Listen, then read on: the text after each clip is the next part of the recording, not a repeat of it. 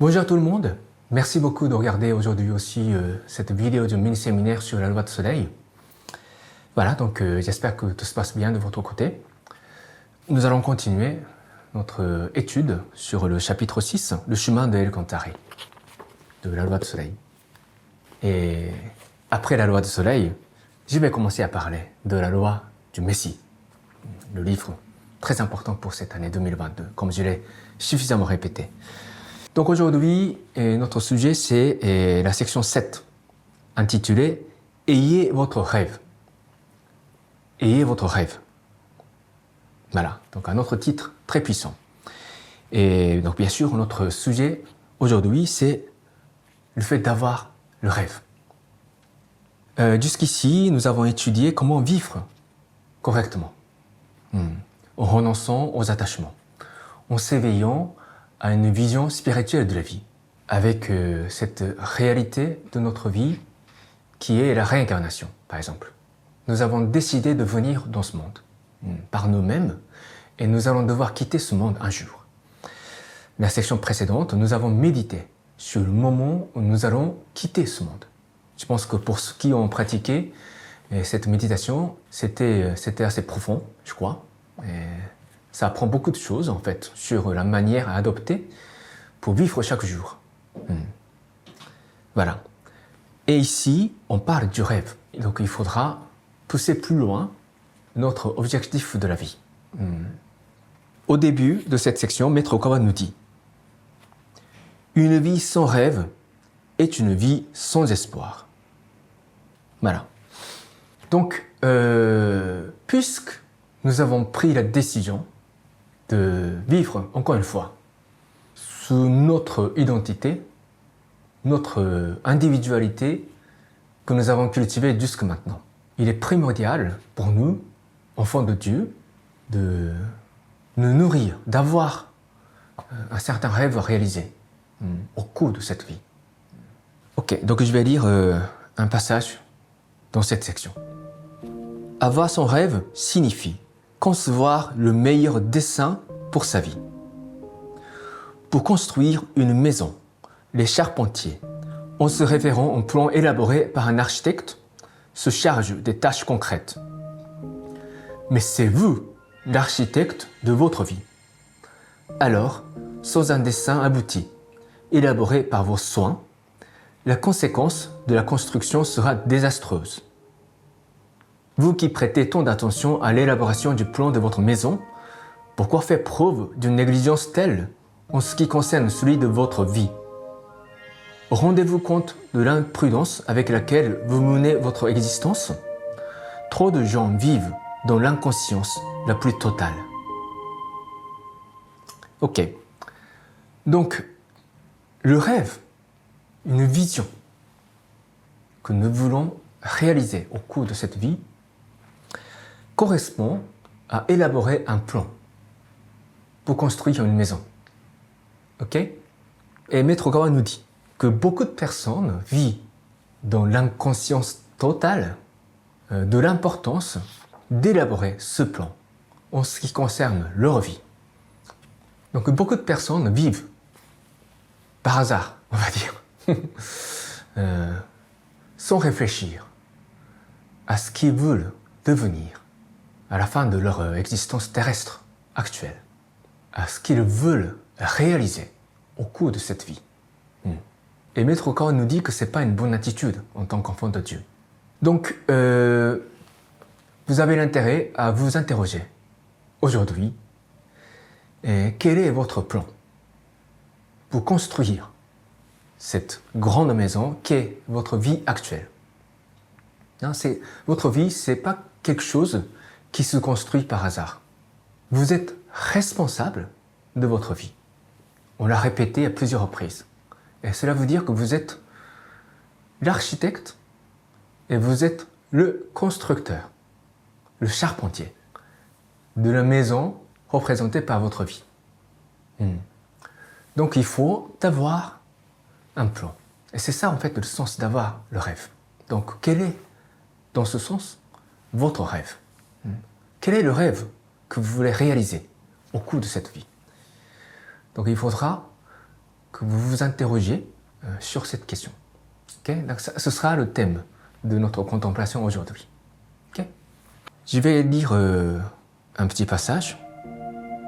À partir du moment où l'on est homme et que l'on vit dans ce monde, il est crucial d'avoir cette ambition d'accomplir quelque chose de grand. Ce n'est pas en vous rétrécissant à la taille d'une chenille que vous vous maintiendrez dans la posture humble la plus adéquate. C'est au cours de la croissance que l'humilité est nécessaire. C'est parce qu'on est pleinement confiant en soi qu'une attitude modeste devient indispensable. L'humilité est un frein. Mais le frein seul ne permet pas à la voiture d'avancer.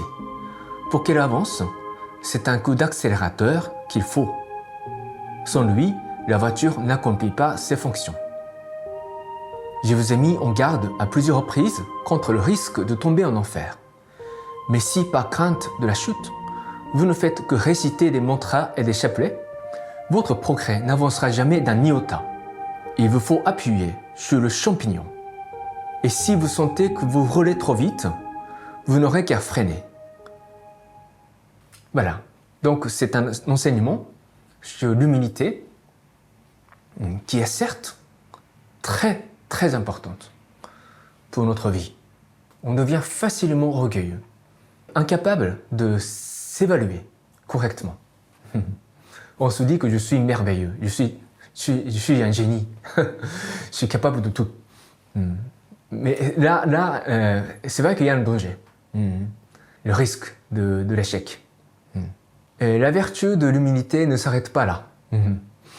L'enseignement sur l'humilité va beaucoup plus loin, en réalité. Surtout quand on est déjà sur le chemin de l'apprentissage spirituel, sur le chemin de la discipline spirituelle. Plus on avance dans la discipline spirituelle, plus, l'humilité devient vitale pour le maintien de notre personnalité en état sain. Mais l'humilité ne suffit pas. Voilà. Il faudra quand même être audacieux aussi. Parce que, encore une fois, on a pris la décision de revenir dans ce monde et refaire une nouvelle vie. C'est une nouvelle identité que vous êtes, que je suis, que nous sommes. On a nos vies antérieures et ce n'est pas par des dizaines, mais par des millions de fois que nous nous sommes réincarnés sur cette planète Terre. Chaque fois, nous avons créé de nouvelles personnalités. C'est ça le sens de notre vie terrestre. Et cette fois, encore une fois, nous avons pris la décision de revenir dans ce monde pour refaire une nouvelle vie. Donc, on a besoin d'être audacieux aussi. Décider de faire quelque chose dans la vie. Au lieu de rester calme, silencieux, pour ne pas nuire à l'environnement, pour ne pas nuire les autres, pour ne pas influencer le monde. Parce que parfois, quand on est attiré vers la spiritualité, on a envie de se retirer totalement de ce monde, pour mener une vie totalement paisible. Ce qui est une vertu en soi, là aussi. Mais il y a la question d'équilibre quand même. Si on vit seulement pour devenir de plus en plus spirituel, on n'a pas eu la nécessité de revenir dans ce monde. On a connu ce mode de vie dans l'au-delà. C'était une vie totalement paisible. Si c'était ça, ce que notre âme désire. Personne ne nous dérangeait, en fait, dans l'au-delà. Mais on a pris la décision de revenir dans ce monde. Donc, l'audace est nécessaire. Ambition est nécessaire. Voilà. Et c'est là que l'humilité devient nécessaire. C'est ce que dit Maître Okawa ici. Et donc, l'humilité, c'est le frein.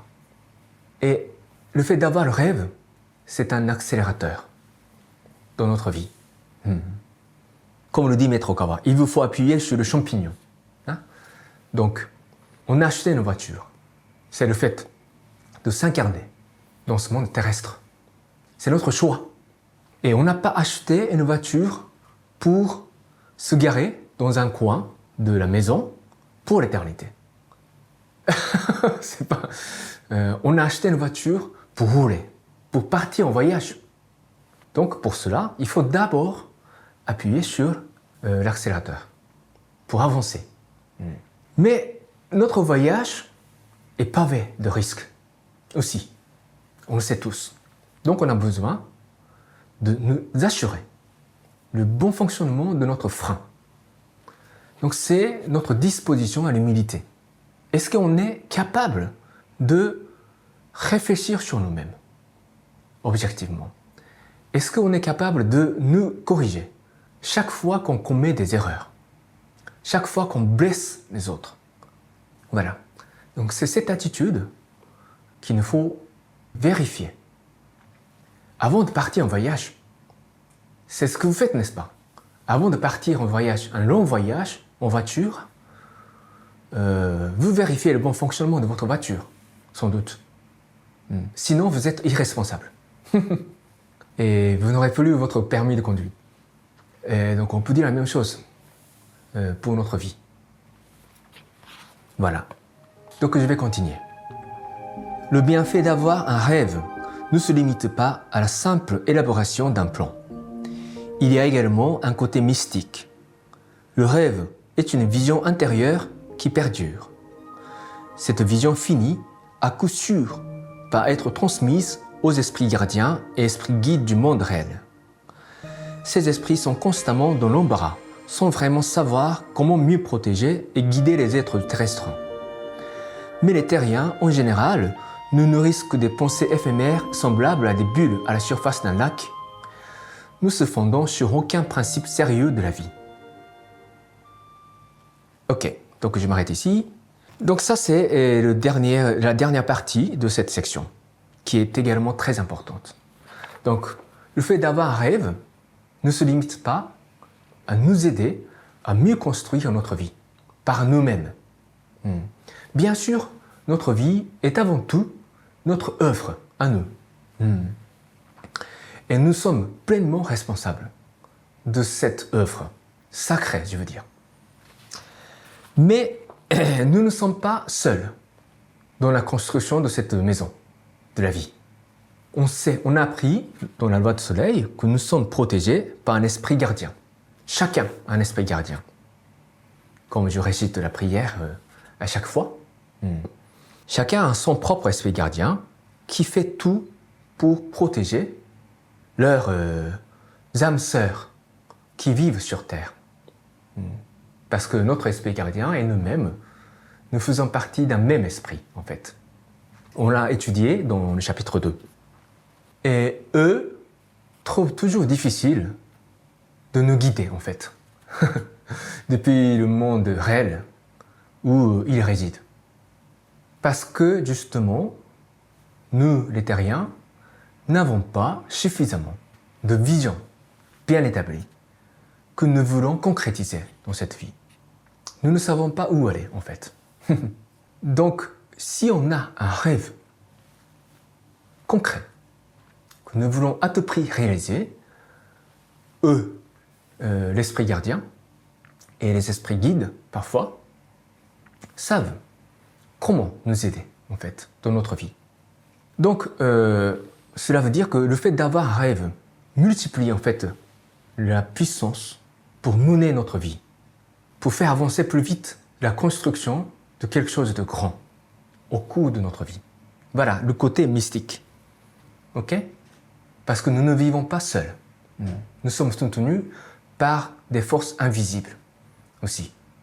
Donc je vais continuer à lire un autre passage. Une intervention trop fréquente auprès des êtres humains incarnés ferait perdre à ces derniers l'initiative. La marge de manœuvre des esprits gardiens et esprits guides se limite au fait de prodiguer l'inspiration aux êtres vivants et pas davantage d'ordinaire. Voilà, donc ça c'est la raison pour laquelle ils ne peuvent pas guider des êtres humains qui n'ont pas de vision claire de leur vie, de leur objectif de la vie. Ça, c'est un point crucial. Encore une fois, nous les êtres humains, c'est nous qui sommes les responsables de notre vie, pas les anges. Souvent, les athées ou les non-croyants disent ne pas croire en Dieu ou en esprit gardien, en les anges, parce que justement, il y a tant de problèmes dans leur existence, il y a tant de problèmes dans le monde. Si Dieu existe, si les anges existent, pourquoi ils laisseraient ma vie ainsi?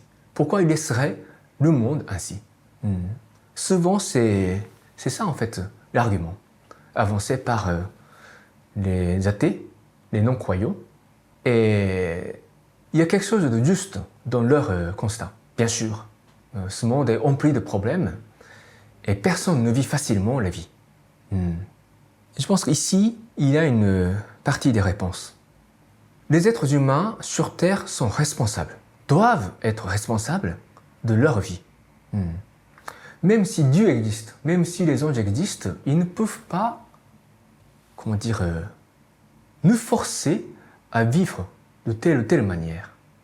L'intérêt de notre vie, c'est cette possibilité de choisir une bonne direction qui convient au progrès de notre âme, par nous-mêmes. C'est ça en fait qui crée la dignité d'un être humain, au sens véritable du terme. Si ces êtres, depuis les dimensions célestes, pouvaient intervenir dans notre existence pour manipuler le cours de notre existence, nous ne pouvons plus être responsables de notre vie. Et là, peut-être, parce que nous sommes contrôlés par les esprits supérieurs, nous ne pouvons plus commettre des erreurs, certes. Mais le sens, il n'y aura plus de sens de notre incarnation terrestre. C'est ça en fait le grand point, la grande clé pour comprendre l'énigme de notre vie. Et ça rejoint notre thème d'aujourd'hui. Le fait d'avoir un certain rêve revient à nous en fait. Même si on est inspiré par nos esprits guides pour avoir une certaine vision que devrait s'orienter notre vie, c'est nous qui choisissons ou pas cette vision et rectifions ou pas notre cours d'existence en rapport avec cette vision qu'on voit à travers l'inspiration. On est responsable. Voilà. Dieu existe. Dieu nous protège. Les anges existent, ils nous protègent aussi. Mais nous sommes avant tout responsables. Donc quand on est clair dans son rêve et on est prêt à assumer notre responsabilité, ils peuvent nous aider à concrétiser ce rêve si ça va dans la bonne direction. Ok? Donc je vais continuer à lire la dernière partie. Par contre, s'agissant de ceux qui possèdent une vision claire, il suffit à leurs protecteurs et guides de réfléchir sur les méthodes pour concrétiser leurs rêves et de fournir les inspirations adéquates. Cela montre qu'à force de voir clairement son rêve et de l'élaborer nettement, il y a une forte chance qu'on arrive à le concrétiser grâce aux aides de la part des esprits gardiens et esprits guides de l'autre monde. Pour dire vrai, c'est le sens véritable de ce qu'on appelle la réalisation de soi. Donc, il faut d'abord avoir son rêve. Ensuite, il faut visualiser ce rêve et prier ses esprits gardiens et esprits guides, qui soutiendront la matérialisation du projet. Il va de soi que votre rêve mène au progrès de votre personnalité et au bonheur des autres. Et ça, c'est la conclusion de la section 7. Ok? Donc, pour résumer, on a besoin d'avoir le rêve, d'abord pour être pleinement responsable de notre existence. On ne doit pas vivre par hasard. Ok? On doit être ambitieux dans ce sens parce que c'est nous qui avons pris la décision de revenir encore une fois dans ce monde et refaire une nouvelle personnalité, une nouvelle vie. Et deuxièmement, avoir le rêve est nécessaire pour que nos esprits gardiens et guides puissent nous aider à concrétiser ce plan. Donc il y a deux aspects. Ok? Donc maintenant, nous allons prendre le temps pour contempler sur notre rêve aujourd'hui. Ok? Donc d'abord, je vais réciter la prière à l'esprit gardien, à l'esprit guide. Vous allez réciter avec moi cette prière et ensuite nous allons commencer la méditation, ou plutôt la visualisation de votre rêve. Ok? Prière à l'esprit gardien et l'esprit guide. Mon esprit gardien, mon esprit guide, au plus profond de mon cœur, vous êtes ma fontaine de vie, ma lumière d'espérance, ma source de sagesse, mon bouclier de courage. Assistez-moi, je vous prie, dans mon apprentissage quotidien. Polissez mon cœur chaque jour. Donnez-moi chaque jour de bonnes inspirations. Rectifiez le parcours de ma vie. Gardez-moi loin de tous les maux. Guidez-moi chaque jour dans une existence encore meilleure. Je vous remercie sincèrement.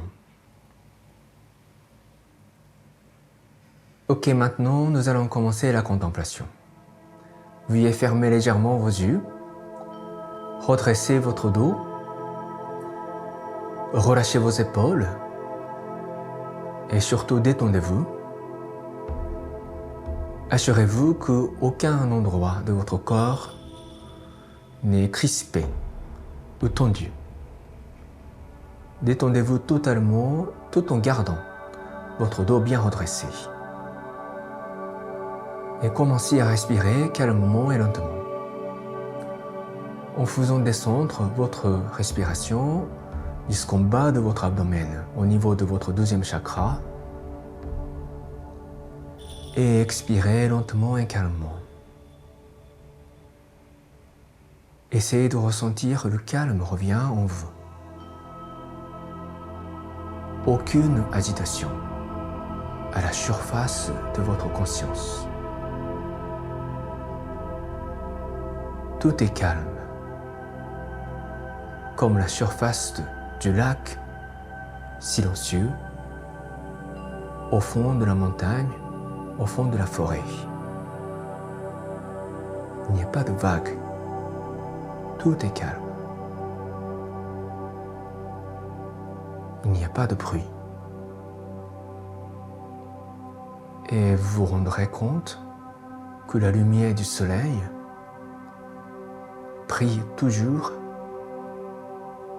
pour éclairer votre esprit, pour réchauffer votre cœur. Ressentez pleinement ce calme rempli de lumière, rempli de chaleur, rempli d'énergie.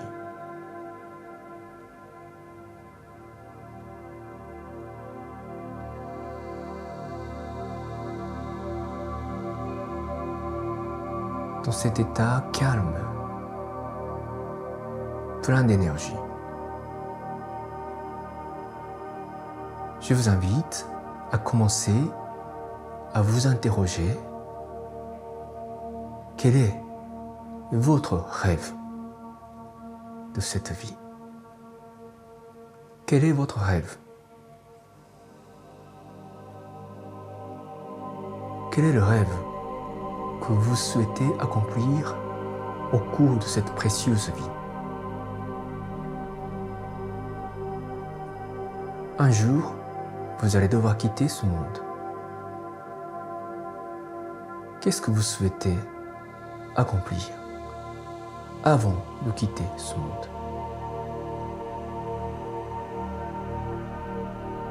Et si vous êtes déjà conscient du rêve que vous voulez réaliser, demandez-vous si ce rêve apporte véritablement le progrès à votre âme et le bonheur pour les autres et le monde. Et si oui, je vous invite à visualiser vivement la scène ou le panorama du monde dans lequel votre rêve est concrétisé, quel serait le monde? Quel serait votre ressenti? À quoi ressemblerait votre vie à ce moment-là? Je vous laisse contempler sur ça pendant 5 minutes. Allez-y.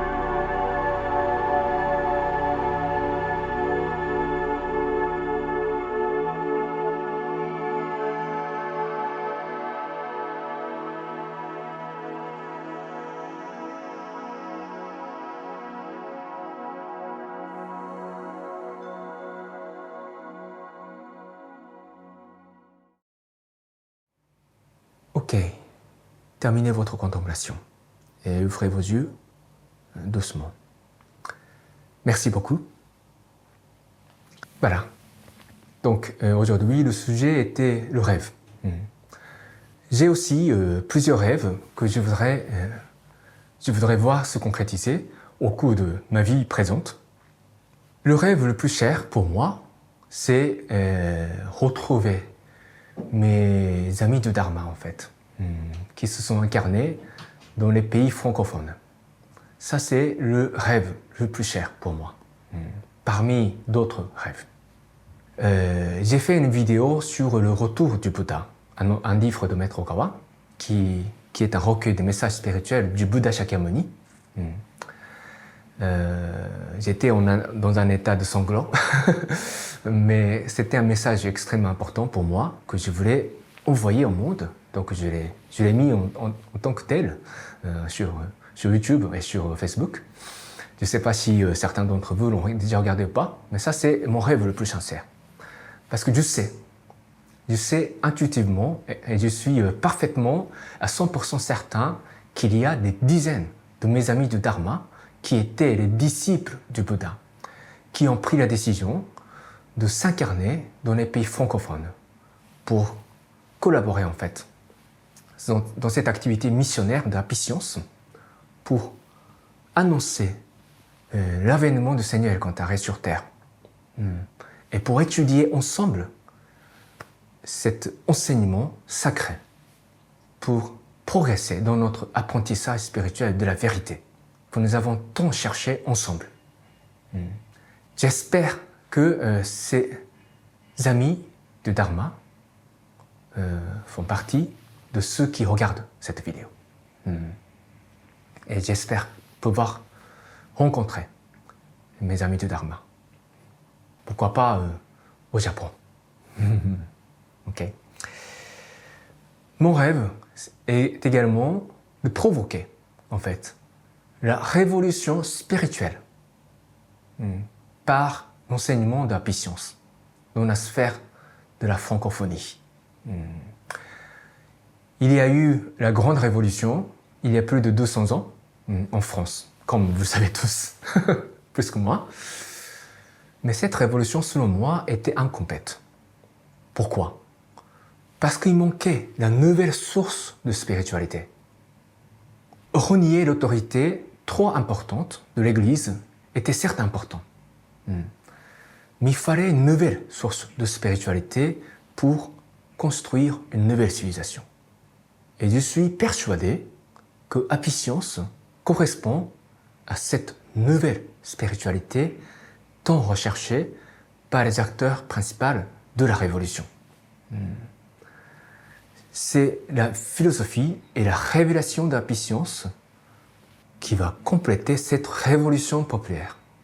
Parce que c'est vraiment une religion qui légitime la dignité et la sainteté, on va dire, du peuple, qui sont des enfants de Dieu, qui sont des enfants du Créateur. Et il y a donc, un grand corpus de l'éducation spirituelle au sein de Happy Science, qui n'est pas connu suffisamment dans les sphères de la francophonie, mais dans le monde entier, à vrai dire, qui n'est pas connu. Mais je sais que c'est un grand corpus d'éducation qui existe ici. Mon rêve, c'est de partager cette éducation spirituelle que propose Happy Science. Et c'est cela qui va mener à la nouvelle révolution de la spiritualité, cette fois-ci. Pas la révolution terrestre. La révolution terrestre va suivre cette révolution spirituelle. Voilà. Comme ce monde est le reflet des pensées intérieures des individus qui vivent sur Terre. C'est un monde qui ressemble à un miroir, comme l'a dit le philosophe grec Platon. Ok ? Voilà, donc je termine cette vidéo aujourd'hui. Donc portez-vous bien et je vous dis à tous à la prochaine.